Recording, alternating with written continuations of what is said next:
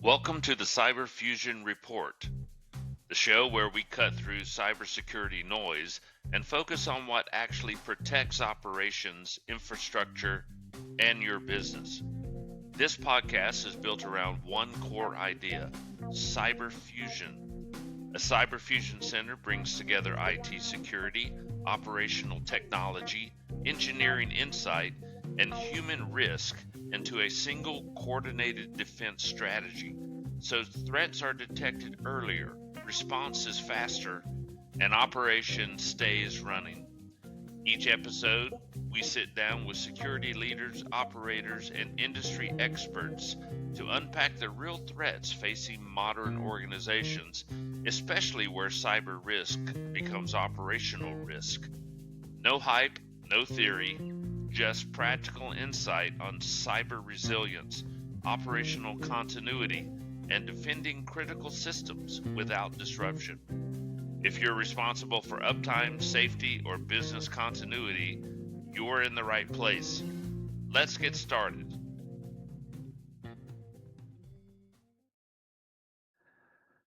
Good afternoon, and welcome to the Cyber Fusion Report, where we explore the intersection of cybersecurity, operational technology, and leadership in an era where cyber risk increasingly translates into operational risk.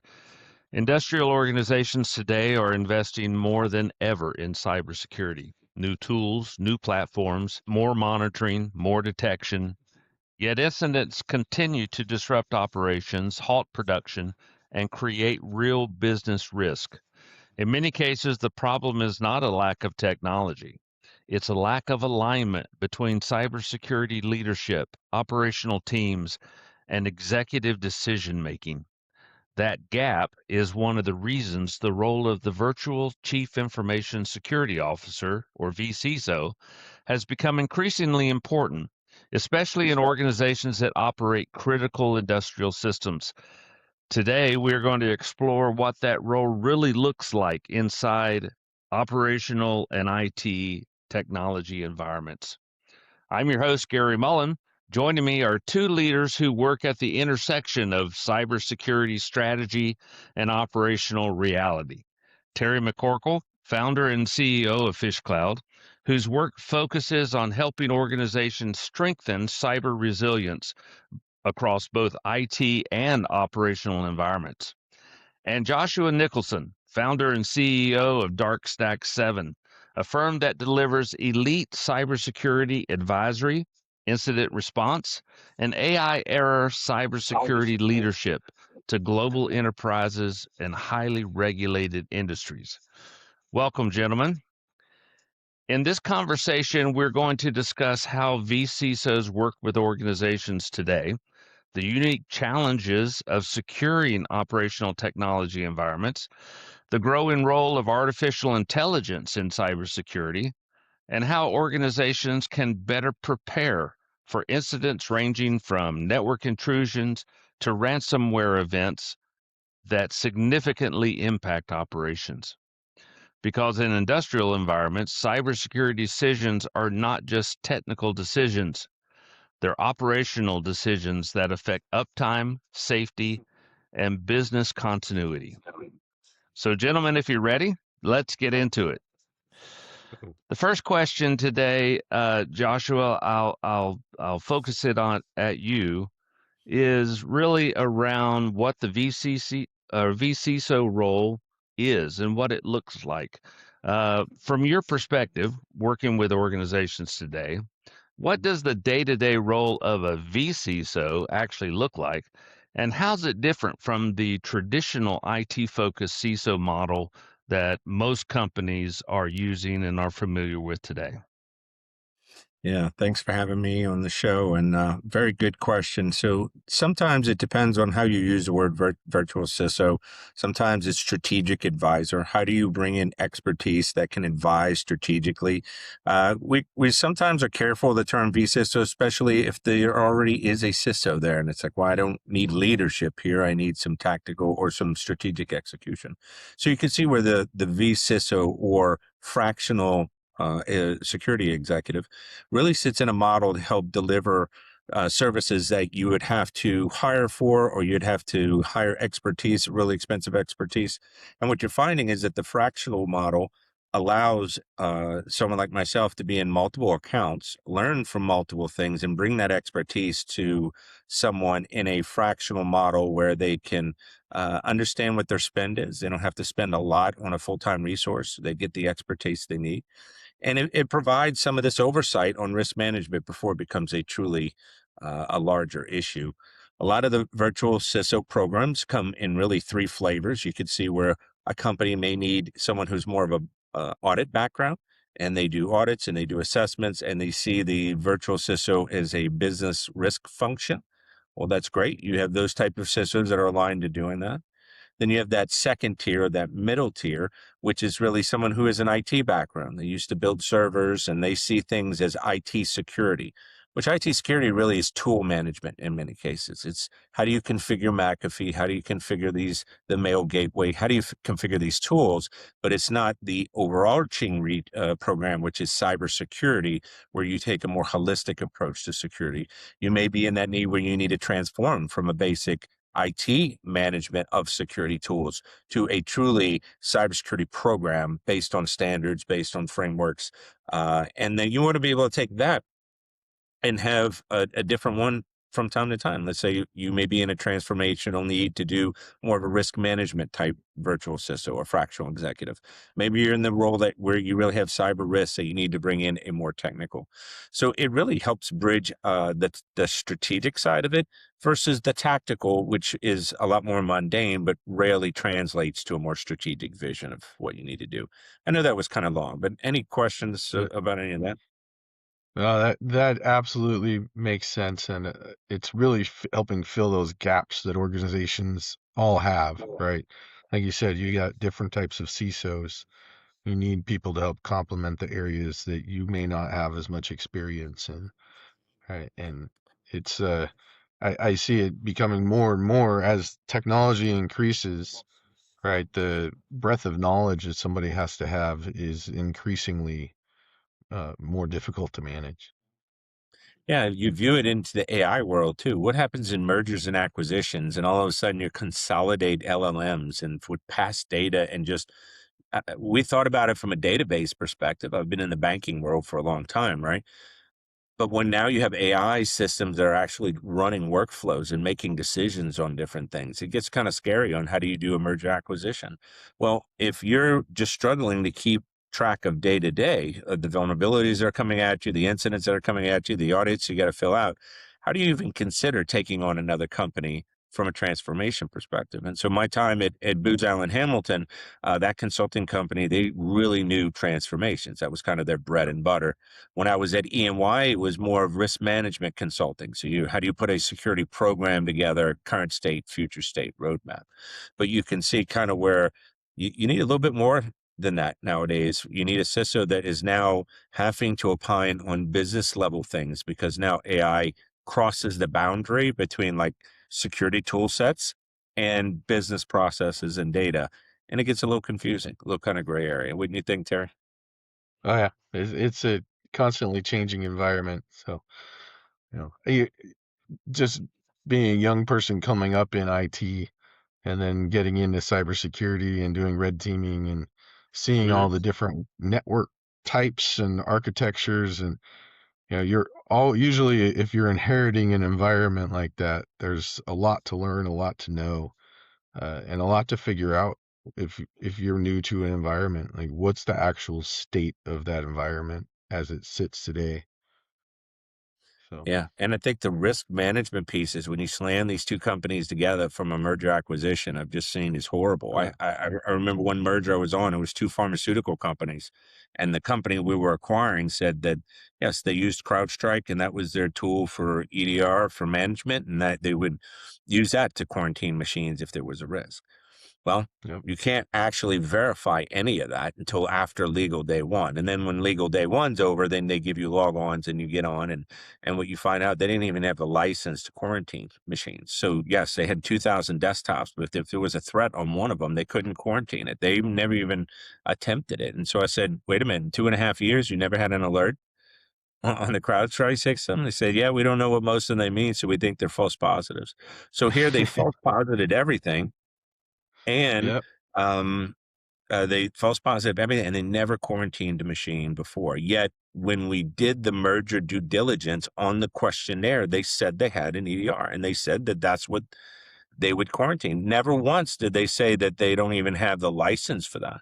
And so we had to buy like $40,000 license and throw it into the merger acquisition budget that wasn't even accounted for. So you could see this kind of risk comes up all the time where somebody just wants to sell a company off. They're not going to tell you that, hey, yeah, we got DLP, but it's in the closet and nobody ever does anything. They all say, yeah, DLP is implemented and so forth. So you're really getting the ground truth on that. You can see where a vCISO service really fits into that.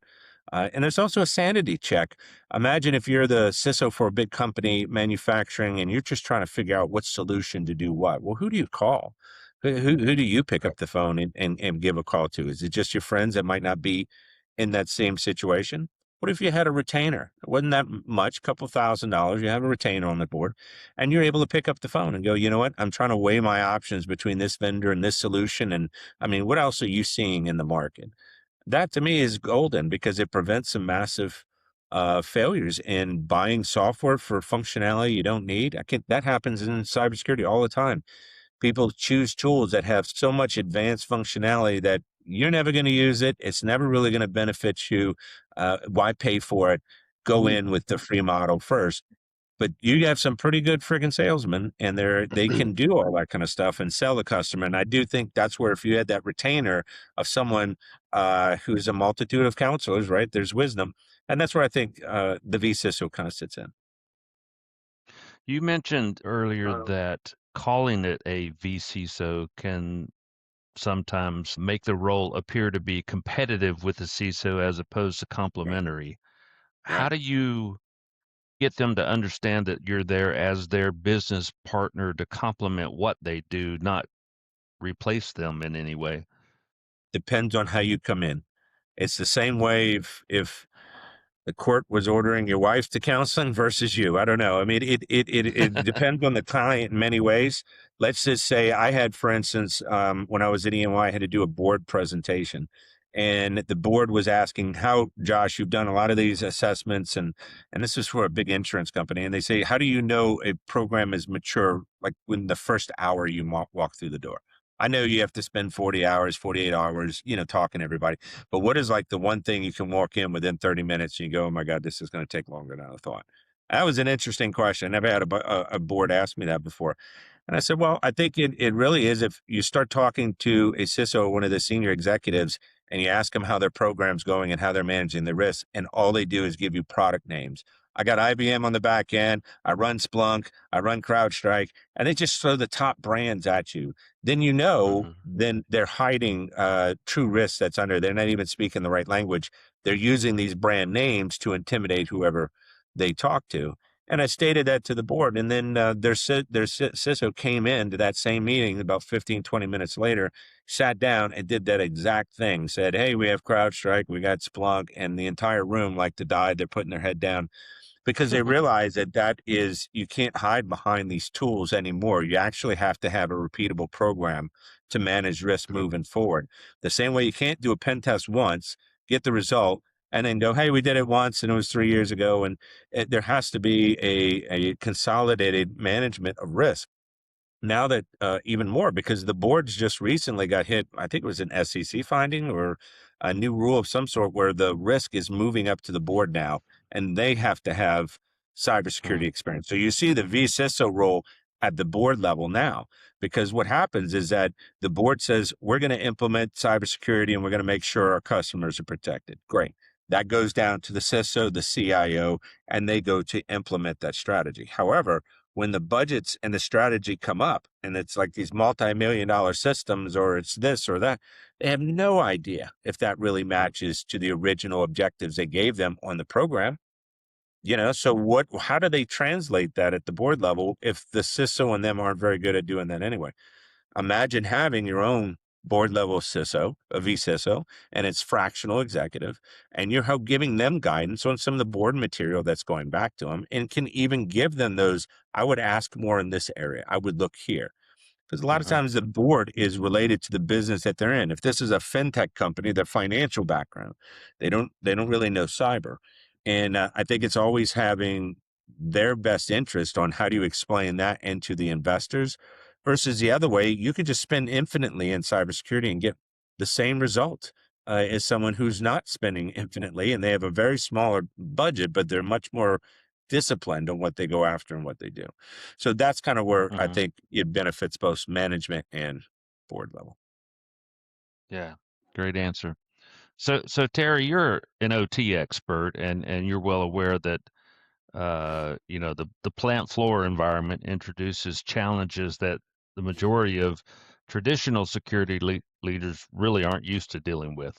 From your perspective and experience, what are some of the unique complexities and operational constraints that a vCISO could or would encounter when working with industrial systems, and where do organizations typically underestimate the difficulty in working in that environment?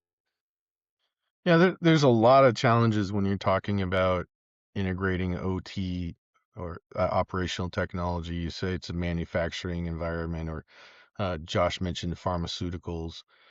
You have an environment that is essentially what the military refers to it as cyber to physical, right? You've got an environment where you can create a cyber effect that then creates a physical effect in the real world, whether it's spinning something up or increasing pressure on a device, or whether it's just looking at and monitoring the data from those devices. There's a lot of different challenges in the OT environment versus the IT environment. For example, most IT environment that you're working with a server or a computer or something that has a familiar operating system. Once you get in the OT environment, it's been built by engineers, certified people who build plant operations, and they don't typically have cybersecurity built in to those programs. They're starting to get there, but just realize that these systems are designed to be around for 20 or even 30 years, right? Some of the shorter ones, maybe 15, but they don't get upgrades very often. And upgrading or patching software in those environments is a challenge because it takes the plant offline. There's risk of upgrading things. So the process that they use to manage the OT environment is completely different than the IT. And the way to look at that is in the IT security industry, they have the CIA triad, right? Confidentiality, integrity, and availability. In the OT environment, you can flip that on its head. They're more interested in that availability. It has to be up, it has to be working. And then they dive into the data to try to build efficiencies on that process. But most of those environments weren't built with security monitoring controls.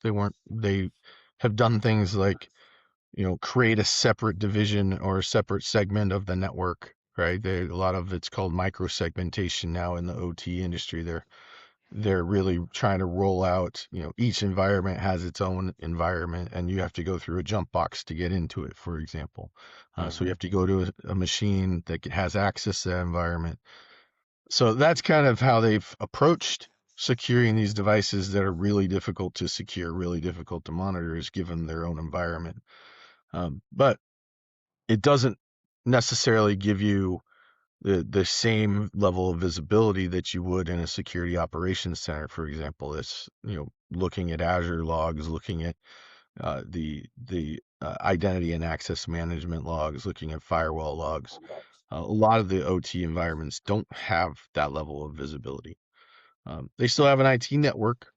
It helps run the OT network, but they're considered separate environments. So when you're talking about this to the board, the challenge really comes down to how do you understand the risk in your operational technology environment, the heart of your company, the place that makes the widget or produces the product. And it's I think eye-opening for organizations now. They're seeing these attacks happening, and they're realizing that you can lose your operations if a successful cyber attack targets you. So it's it's really an interesting change in the way people are looking at it today, but it is a challenging environment. So you really have to focus on, how do people get access to those environments, and not just getting access to those types of logs, the north-south type logs, but the east-west logs. What are the devices doing inside that environment that nobody else can see? And that's where I see the biggest blind spots and the biggest challenges for organizations today. And just to jump on one additional piece, if you work with organizations that have their operations folks and their IT folks, and they may not know each other, right? They may not ever talk to each other. So the chances of being able to actually respond to a cyber attack in a real-time environment and successfully contain that becomes a lot more challenging, because if it's the first time that organization has ever had to actually work in the operations environment from a cybersecurity perspective, they have to learn it. So I always recommend, do tabletops. They're difficult, they're challenging. There's a lot of political play involved with them, but it surfaces those gaps, and it helps organizations start realizing that there's competing methodologies to how they manage their networks, and it doesn't often lead to good results if an attack actually does happen. Uh, Josh, what do you think? You see those sort of challenges in OT? Definitely. It's more of a detective environment where you're doing more of the security by logs and by IDS sensors that are not in line. And there's a lot of stuff you can't touch. You could see different boxes. Like I was working for a pharmaceutical during my time at Booz Allen, and we had different boxes that were translating OT data over, like Nozomi boxes and stuff like that. And so we have to rely a lot from a security operations center. If you want to manage and monitor OT devices, you have to use some device like that can do some of the log correlation and so forth. You don't want to try and do that all yourself manually with a bunch of scripts No. and so forth. It's just not worth the timing for it. So you can see some of those tools are helping to bridge the gap between it. But yeah, they're two different worlds. One is, like you were saying, the CIA model, which is upside down because it is availability, to the point of even not putting malware, anti-malware, antivirus on machines because it takes too much of a hit Right. on the manufacturing in the event that one of the systems files is identified as a virus. So you can see just the stripping down of security in focus of availability. However, I think the OT world, if it was a little bit more modern in some cases, it would have the best of both of those kind of worlds. But it became difficult. And I think OT is really more about restoration than advanced cyber incidents. It's like, okay, if that box gets hit, how do you restore it and get back production versus how do you do a full investigation and figure out what really happened, right? It's a lot of times That's like hit the reset button and move forward, that's exactly it. That's the reason I say it's so important to have those tabletops, because that's where the CISO and his team of analysts get to sit down with the engineers, and when they ask them, what do you do when you have this such and such problem? They're like, well, we reboot the box. And if it doesn't come back, then, we bring in the backup. So a lot of times they can't tell the difference between a cyber attack and an operational outage. But from a forensics perspective, from what you were saying, you have to be reactive and investigative, which means if they follow their normal process without thinking about the security implications, they're rebooting machines, and you've lost a lot of your evidence. So it Yeah. is interesting, just the different mentalities you have to deal with when you're in an OT environment. When you're in OT. Yeah, like I just did a tabletop, but it was on IT, and I flew out to Tulsa, Oklahoma. And it was with a fintech, and we're working through this tabletop. And one thing that inevitably comes up, it's like, okay, you have backups. This is where your production system is. You need to fall over to alternative infrastructure now that you got hit with ransomware. does your provider have that? Yes, no. Well, what you find out is they have backups, but they can't restore it anywhere. They don't have the infrastructure to restore it anywhere. Oops, nobody thought about that. So when you walk through those attacks, you're like, okay, production processing system just went down. Do you have alternate path? Well, our disaster recovery is to go to tape, but it's over here. But we really don't. The database is so big. We don't even have NAS drive space to be able to restore it. So you run into these massive problems that come up through the tabletop exercise, especially if they're honest about what their capabilities are. That truly, and what I like to do with them is prep them to jump out of their phase and cause more problems. So for instance, trying to restore before having containment. If I don't have containment on a ransomware attack, don't try to restore the database on top of it and try to implement and get things going and up until containment's been obtained, because that just causes massive disasters of what is the state of your environment, what you just wiped out forensics data, but then you reinstalled a bunch of other stuff. It's stuck in the restoration process. All of a sudden you have a disaster. Instead of a security incident, you have a disaster recovery, and you made it worse. It was your fault. And so I think there is, when I walk through these tabletops, of just walking them through, okay, you're still in this phase. We don't have containment yet. We don't try to restore domain controller yet.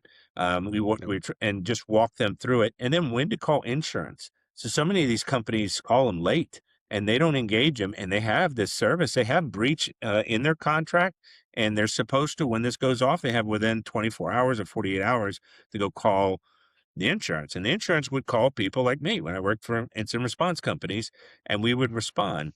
But when we respond and the incident is hours old, if not days old, and you're trying to help out on the back end after they've done a million other things to the environment, a lot of IR firms turn around and they don't even take it.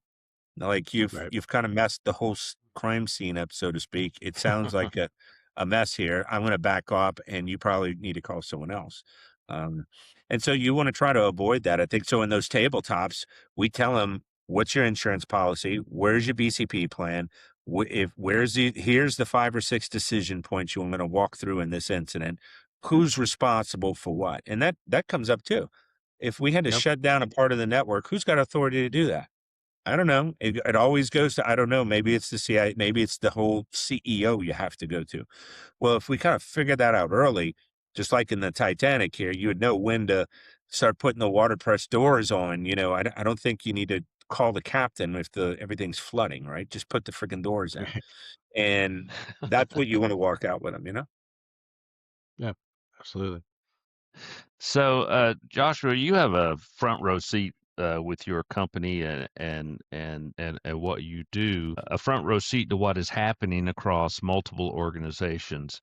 With that knowledge and experience, what kind of major shifts are you seeing right now, and how companies are approaching cybersecurity? And more specifically, how is the role of the vCISO evolving as the industry kind of moves toward this institutionalized cybersecurity? Yeah, it's a good question. It's so the whole market is kind of shifting to a fractional model where you have highly experienced people who've been doing this like 24 years, 30 years, like myself, and we want to be able to still work with individual customers on our own perspective. So you could see where you could put talent together like you never did before. Before you would have to have this lot of money, hire a big 4 consulting agency. They would have all these different consultants that are there, and at the end you were hoping to have something of value from it. But you could see now where you have expertise in this fractional model where I can put a retainer together and I can move personnel in. Say I'm in a growth period. I need someone who's more tactical here, and we're building out a bunch of tactical cybersecurity things. So I would move fractional resources in to do that for the uplifting. And then towards the end of the year in Q3, I know I have to prepare for my Q1 strategy because the board's going to want it at least 3 months ahead of time. And my management's going to want it before then to go through it and then start chopping things out. And of course, you create your sacrificial lambs because you know there's going to be something gets chopped out of it. And you want to act all disappointed when the thing you thought was going to get cut anyway, it gets cut. So you always want to make sure that plan's there. But then you need to have maybe bring some resources in that because you're overwhelmed, but we know we need to get that strategy done. Why can't I use that retainer for the year, someone who already knows my business, they already know my risks. I can just now put them towards, hey, can you shift from that tactical side and kind of move over towards the strategic and help me put this together? That is extremely valuable because of the uplift that it has to an executive and their ability. If you go through a hire, let's say you try to hire for that position, 3 months to 6 months to get someone in. It's probably, a good 2, 3 months before they're effective. And then you start finding out they're not in the right role and they're not the right person for this anyway. And then you have to find someone else. You're 6, 8, 9 months into it, especially when you're hiring. Hmm. You got to put somebody on a performance improvement plan. And they're kind of tired of that, especially consulting companies. If you look at consulting companies from a bench management, you normally have to go hire a bunch of smart people, pay their salary, their medical, and then find a bunch of engagements to hopefully get them engaged so you're not losing money on the bench. And then when you don't, you have too many people, you have to let people go. Then some big project comes in and you don't have enough people. And so it's just pendulum swinging on the professional services staff. And so it's much Hmm. easier now to use consulting companies, like one is Eugene Zonda that I'm a part of. And we're all fractional people. We come together in a much bigger company in order to provide services and so forth. So that business model, especially in the US, because it's so easy to form companies in the US and get an LLC or a C Corp, and to do that, where others it's a little bit more difficult. But that is a brand new business model. The whole fractional CISO, the whole fractional AI officer as a service. I have that launching now in my practice, and where it's not just cybersecurity management, but it's like AI governance. How do I just put together a team with some SMEs and we figure out what the policies are for AI? What is the risk management structure we're going to adhere to that comes with ethics and controls and so forth? And then what is some of the automation tools when we start looking at how do we do the business? Are we going to use agents here? We're going to use Copilot, Bedrock, some solution here. So you could see the three different levels that customers are now going through. And what do you try to do? Hire some really expensive AI guy, or do you find a company that is fractional CISO, fractional AI officer type roles? I don't know. Does that make sense? I, I think it's one of those situations where, again, we talked about this earlier. There's just not enough expertise to bring somebody in and give them necessarily a full-time position within an organization. If it's a project that they're good at and they knock it out, there's not always something to move them on to. So giving, this way you can actually, like you said, kind of slice it up, give it to an expert who can focus on that area, be more efficient, and as an organization, bring in the expertise you need on demand. Yeah. And when it comes to the So, AI service, for instance, you need the first one was just, what are we going to do? What is the base right. policy that we wanted to adhere to before trying to do anything fancy? That to me, that it builds the use cases for the other pieces.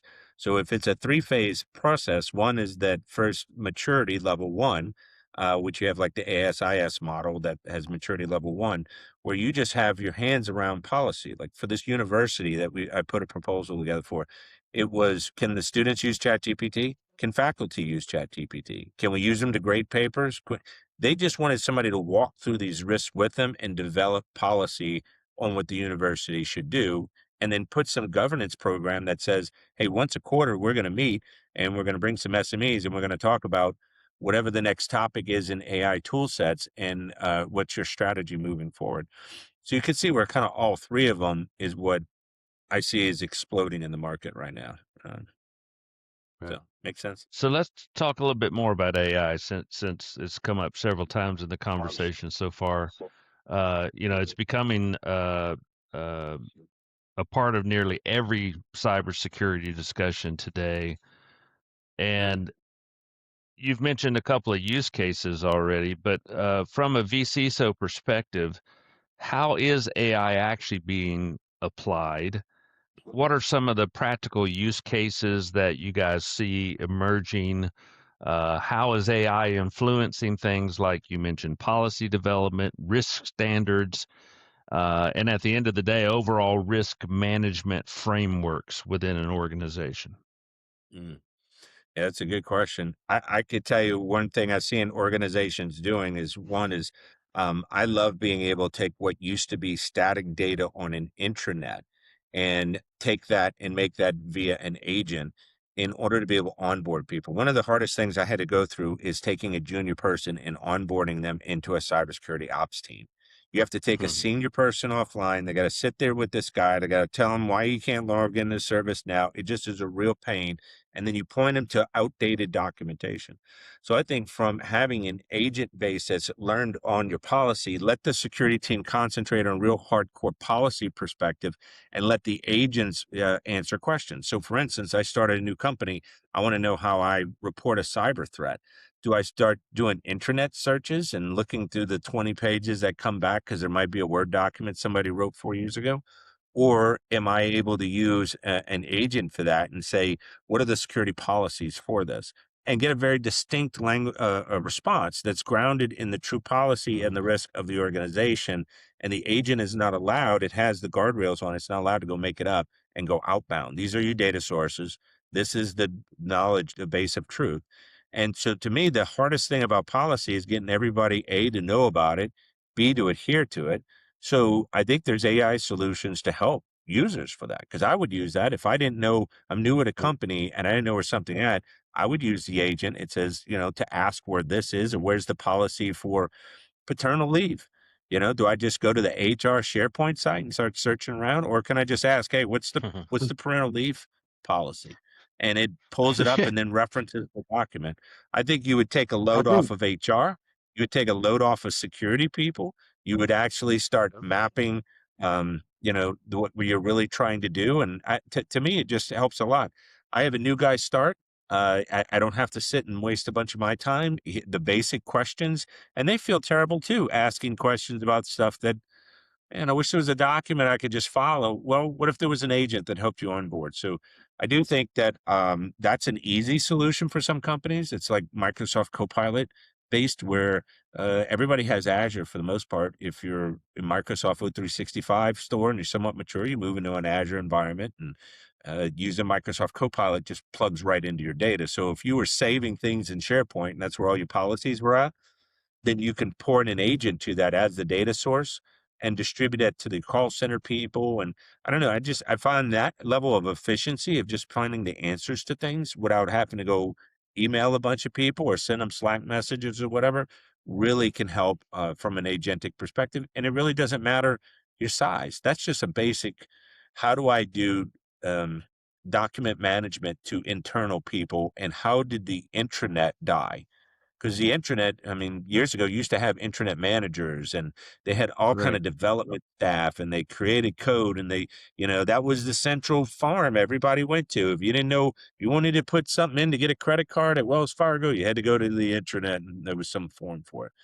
Well, I think that all moves agentic workflow, and it should, because managing that whole SharePoint, that became a whole job, SharePoint management, right? Um, but I Right. don't know. So I think it's changing businesses. I like using some of the other, like Claude, for some of my strategic work. I use different products like multimodal. So I'll use like Gemini for that. If I need pictures and images that look cool for some presentation I'm doing, I use that platform. ChatGPT for writing and all. But what'll happen is that as you build your business, like I've been building mine, everything's built in these AI platforms and SaaS platforms that are still there. QuickBooks, Ramp, all these kind of financial type, PandaDocs, DocuSign, all these kind of stuff. And your risk is now spreading out across all these SaaS applications and all these AI platforms, and you just don't even know it. It's sprawling that way. And it used to be just companies would have a direct risk relationship. I would have a risk relationship with you, and we would have NDAs and so forth. Now, when you use all these tools, they know so much about you. Um, One day I was going to say that an AI agent is going to testify against you in court. It's going to say, is Josh capable of doing this? And I'm telling you, he's going to be in court, and the agent's going to go, yeah, because he said this and he emailed his wife that and he did this and he did that. That's why I won't AI put attorneys. Yeah, I won't put Alexa in the house, because I don't need, my wife and I were in an argument or a dispute, and I need some other woman with photographic memory that's sitting there listening and going, Josh, you really did say that. So I don't need a third person to argue with. But you can see where they're going to move to the point of testifying against you. That's just going to be a point of it. Just like your email testifies against you as a document when you send email to people saying, let's do this, let's do that.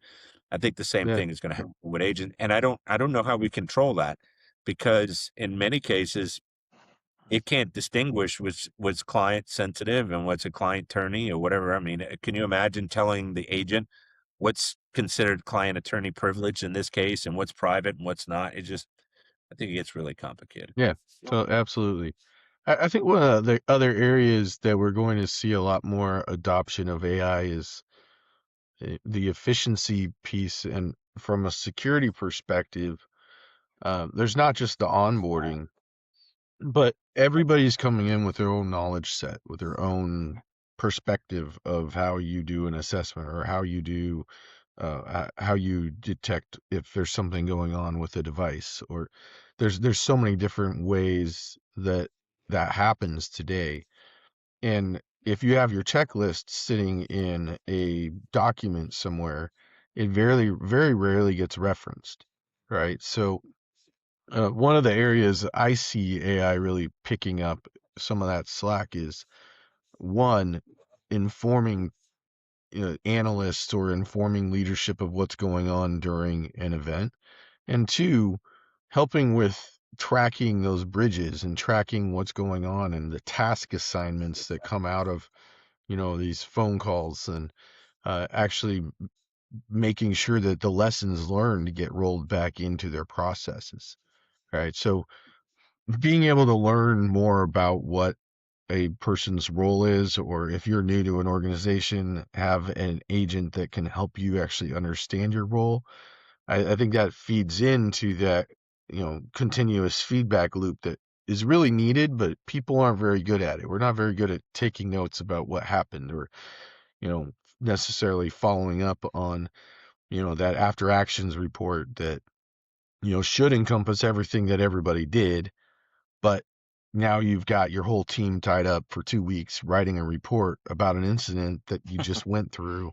And I think AI is going to help expedite that, right? It's going to help us be faster and better. You bring up an interesting point, and I want to dive into that a little bit further. How is AI changing the way organizations approach incident response, which is a critical piece?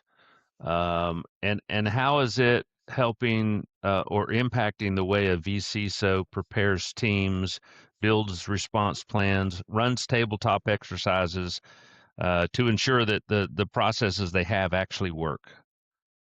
I don't think it's there today. That this is me uh, looking at what we can do with it, and talking about how an organization or a security organization can you leverage it. I don't think we're there today. We're still kind of stuck in the methodologies and the frameworks haven't necessarily incorporated how AI is going to impact that automation phase going into the future, right? We're still early for that, but I think those are some areas that organizations should be looking into. Is how do we use local small models that can help us actually better run an incident response, or better run our detection team, meet those metrics that are becoming more and more important, and not just meeting them, but helping calculate those metrics, right? Hmm. I think that's where a lot of organizations fall down today. Josh, what are you seeing? Oh, we've had two incidents in AI systems. So I had one incident where Microsoft Copilot, one of an employee asked Copilot who's getting laid off in the next quarter, and it told him. And it's Oh, because it had access to HR data, and everything. the Microsoft Copilot does not have an RBAC model internally natively that says, if I am the CEO and I ask you who's getting laid off, you can tell me because I'm the CEO. But if you're Joe Blow that's down in the organization, you shouldn't respond and tell them that. And the agents are built to be helpful, and I, they are more than help. They try to help for everything. And so, yeah, had a breach that was caused by that. And it was really interesting how the ways you had to fix that later. But you have to have different layers of data management and what your agents have access to. It's almost like the same thing from my Marine Corps time. It was classified, unclass, secret, top secret, and so forth. And you had completely separate networks for this. They didn't touch each other. Unclassified did not touch classified systems, right? And it's almost kind of the same thing when you look at your data model for AI. It's like, if this is my most critical, let's just not make that agentic or available to agentic sources right now. It should be segmented anyway. If it's in AWS, it should be in its own VPC. The data needs to be not having all classifications together. That way you can slowly adopt AI management and know that you're not going to kill yourself in some regulatory issue. You just had some breach because you gave it too much information and it did something it never should have done. And I can't control all that yet. I don't have all the maturity and the risk management in place to do that yet. So segment the data just like you would in an ASP SaaS environment and try to do that. Maybe a little bit more difficult, may be harder to do that, especially if all classification of data exists in the same repository now, and you're trying to figure out how would you even tag that as that's critical versus that. Now would I segment that from the agent? Becomes very, very difficult to kind of do that. But you can see very much in the same way companies use and onboard people to HR systems. I'm seeing agents being onboarded to HR systems and getting employee Right. IDs and getting email accounts, and they're looking just like the human workforce that's there. So you could see pretty soon in the future, the security of the agents is going to have to move to some HR platform or enforced through some HR platform. It's not just the technology controls there. So you can see some integration of like a, popular PeopleSoft or one of the or Oracle Financials or Oracle HR, whatever it is, integrating more agentically with the solutions you have just because of that. Right. Yeah, that's a deep subject. We could talk forever on that. Let's talk about finally. We got to wrap this up at some point here. So we'll make this the last question for today, and I'll ask you both to respond from your different perspectives. When a serious event occurs in an organization, such as ransomware, which can take an organization down completely, versus a more typical kind of network intrusion, the consequences and response strategies can and should be very different. How should organizations think about preparing for these kinds of scenarios, and what role does a vCISO actually play in helping the leadership build that kind of operational taxonomy and decision framework to manage this kind of cyber risk effectively in the organization? Yeah, that's Josh, a you good want to question. take the first stab at it? Sure. Well, ransomware and a normal intrusion are completely different in which the way you handle it. Let's say you have a ransomware actor that's pre-encryption that's there. You're seeing a C2 outbound. You see the guy's logged on to your Fiend backup. You're trying to say, why is this service account doing this? You immediately start to disconnect the account, and then all of a sudden the encryption phase starts and starts blowing you away. You don't want to trigger that off. You have to do a lot of analysis and find out how do they have persistence? How are they communicating? What are they doing? That way, when you go to shut them out, you hit all those avenues. And if you don't, then they could trigger encryption and you have a big mess on your hand. A lot of times it may be after encryption's already started. Now, once you've had that incident, now you're into containment and you're trying to stop the continuous spread of it, and you move into incident response, disaster recovery. So if it's a normal intrusion, you don't have to worry as much about the other phases of that for the restoration and so forth. So you can do a regular investigation. But ransomware or suspected ransomware IOCs go off, you need to be careful on your response because you can trigger the bad stuff to happen on you. Yeah, I think that's actually a really good point. Is you do have to handle it differently, and I know a lot of times we get pulled in after it's already been ransomed, and they're saying, what do you what do we do, right? And there's organizations, some of them with when you get into the operational technology piece, um, and you look at how ransomware works. you have to realize that it doesn't, for an organization that has that runs critical infrastructure, a lot of times that ransomware doesn't have to get into the OT environment to cause an operational outage that cascades across the whole organization, right? If they get into the right operational system, say a ticketing system, or say they get into a dispatch system, or depending on the industry, there's a lot of different systems that are really key, but oftentimes sit in the IT network. However, the OT network can't do anything without it, right? That situation, I think we see more and more happening in these OT environments. And while a lot of times, in an OT environment, it's not as much of a blind ransomware as it is a targeted attack that they're slowly moving across the environment and gaining their footholds, and maybe they'll plant some Easter eggs if they get kicked off the network, those sort of things. But it's not it's not the same as a ransomware that hits a production system and takes your entire organization offline. So, to Josh's point, you don't want to tip your hand. You can't tip your hand and let them know what you know. And the second you start making changes to actually kick them out, that's when they let you know they're there. I've actually talked to people who they were ransomed, they paid the ransom, and the organization came back to them a month later and said, you need to pay the ransom again if you want your network back, right? And they then offered them a fantastic deal.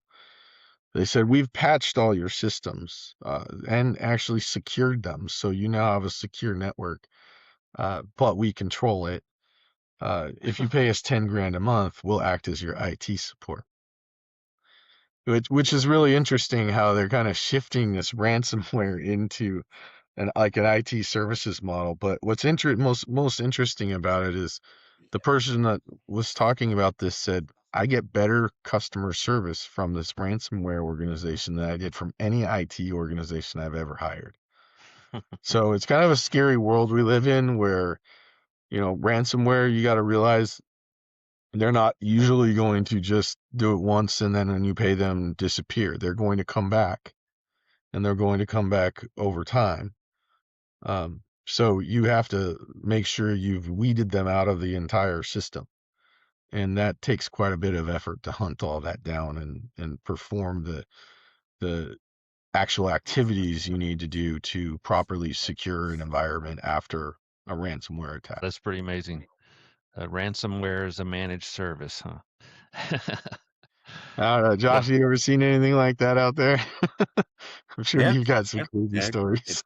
Just like we use channel partners and ransomware actors, and they use different partners and do different things. It's a crazy world we kind of live in, and it's going to be like this for a while. So ransomware you think would have been solved a while back, and it's not. I thought account takeover would be solved, and it's not. People sending emails saying change your accounting and routing number because of this email they received from a vendor, and they automatically did it from an email. I've had 2 of those in the last 3 months. Yep. That was happening 20 years ago. 20 years ago in email, people were doing that, and still works today. Now become a neighborhood topic, right? You have Yeah. the friends in the neighborhood who, they're a executive assistant and they did that, and it really impacted their lives, right? Like people were mad at them within the company, their job Company was went out at of business. risk. It's not a good situation to be in. I got to tell you, the last one I was in, the attacker got their username and password, knew what bank they used based on some PPP loan data that got released by the government. So they knew that this company, this law firm, was working with this bank. And so they impersonated the bank and said that we have about $25,000 worth of fraudulent ACH charges, about 3 of them here. One for this amount, one for this amount, one for this amount. Do you authorize that? And she goes, no, absolutely not. Wow. Never authorized that. And he goes, okay, we're going to stop that. So I'm going to send a code to your phone. You're going to receive a code for the transaction. It's to halt it. So just tell me what the number is when you receive it. It's my way of authenticating you. And it wasn't. Yeah. That was the code to initiate the transaction because they were in the Yeah. account already. So when she got the code, she goes 2549, whatever it was, and she released all three of those wire ACH Yep. transfers. But and you would say, It's okay, that's stupid. You never should give a code to somebody calling to say that. However, there's organizations that are doing that now, and they have different software that says, I'm trying to authenticate you. You should see a message going to your phone. Well, now we confuse the user community. Now it makes them susceptible to fraud. Yeah, the second you get a phone call from somebody saying, "Hey, I'm from your bank and I'm making sure that this was, an unauthorized transaction." I've had those calls, and the second they say, "Give me your code," it's about to be sent to you. I'm like, "Nope, gotta go." That's you, your bank's never gonna do that to you. You have to, Yeah. and people do, but it's easy to get caught. I mean, I I was on the phone for a couple of minutes before I figured out it was a scam. And some Mhm. people you've got to really watch that. That's basically an MFA bypass, right? Well, I'll tell you what they did to my nephew here, where he was going to buy a rental here in Charlotte, and he found one that's nice, great neighborhood, everything. But he noticed the address is on two places. It's on Realtor.com, but he also sees it on Craigslist. So he sees it in Craigslist, but it's the same property link, but it's also $500 less a month in rent. Mm. And so you call the guy, and that keyed me off. Something's not right. But what they did is he contacts the guy on the platform and says, "Hey, I'm interested in the place." He sends him an email with a link to fill out this information, and it's going to generate a code, and you can go see the place. And so he gets the code, he goes, sees the place, and he says, "Yeah, this is great. I'm going to take it." And he goes, "Uncle Josh, can you do me a favor? Just look at the contract before I sign this thing." All right. So I start looking through it and so forth. What really strange, it really stuck out to me is, why is this house like $500 less a month on Craigslist rather than the realtor? And it's the same thing.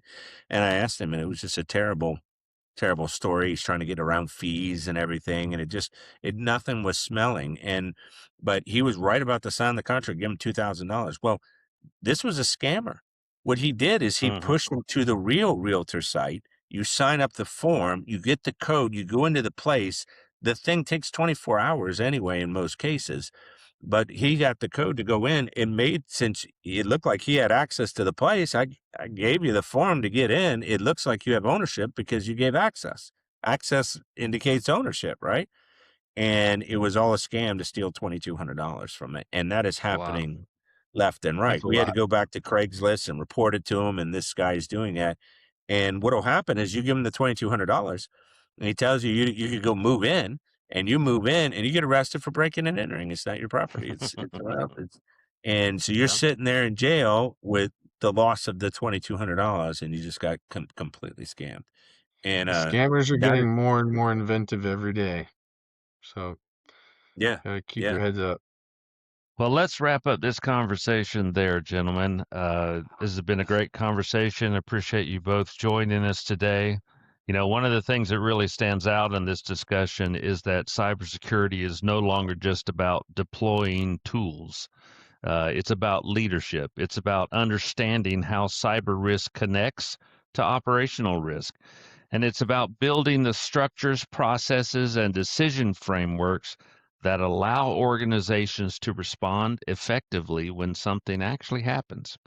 The role of the vCISO is becoming increasingly important in that process, not just as a security advisor, but as someone who helps organizations translate cyber threats into operational decisions that leadership can act on.